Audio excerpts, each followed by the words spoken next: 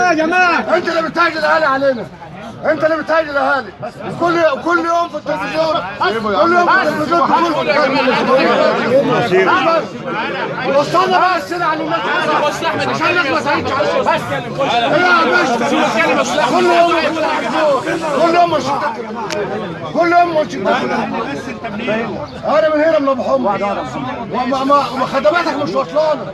انت بتروح المدن الكبيره، انما مركز فقير زي ابو حمص مدينه صغيره، انت خدماتك مش وصلانه، لا سلع ولا تموين ولا اي حاجه.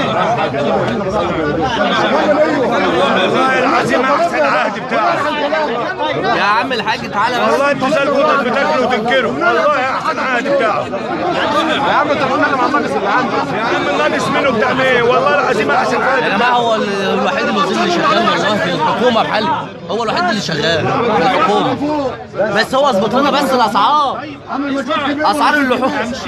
لا يا بيه انت شرفتنا مع الوزير، شرفتنا يا دكتور.